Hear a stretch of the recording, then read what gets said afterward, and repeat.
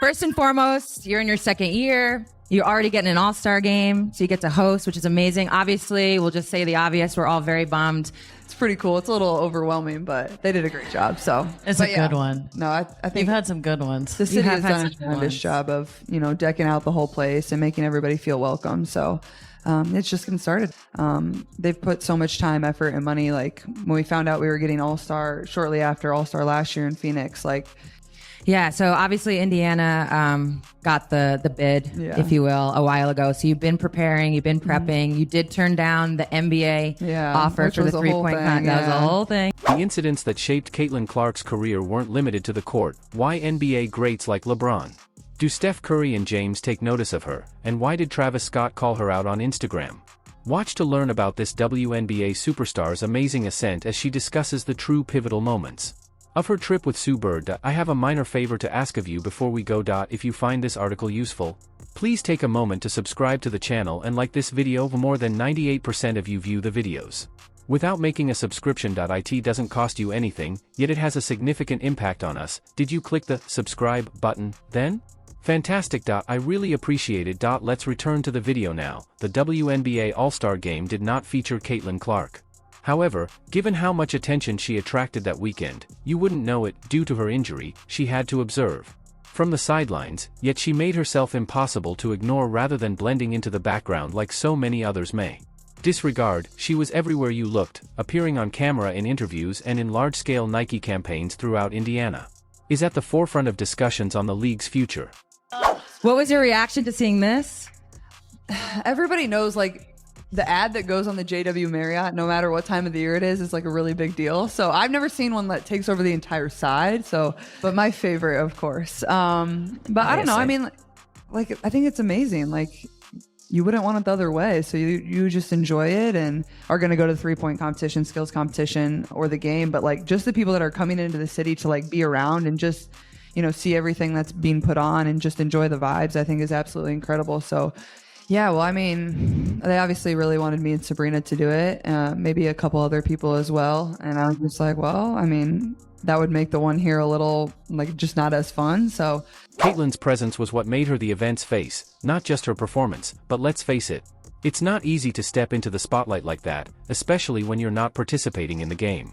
There is a lot of amazing talent in the WNBA, and being relevant without playing on the floor is a completely other type of mental game. It was clear that Caitlin was under strain. How do you respond when everyone's observing, and you are unable to support it on the hardwood? The easy answer is to let your personality speak for itself. And Caitlin did just that, particularly when she had a one-on-one interview with Sue Bird that revealed a unadulterated side of her.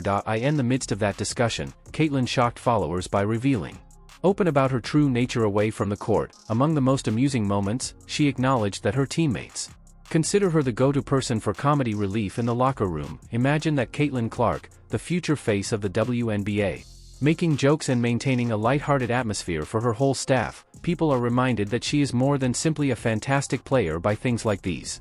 She is relatable. You would want to spend time with her. Speaking about maintaining perspective, Caitlin also discussed her relationship with younger followers. She said that she frequently recognizes herself in children and that their enthusiasm serves as a reminder to ignore the despite being constantly scrutinized, make noise, enjoy the game, and maintain perspective. So you can't participate. Me too. Yeah, I know you're bummed as well. But you can still enjoy it. Yeah. I think Indiana so far has done an incredible job.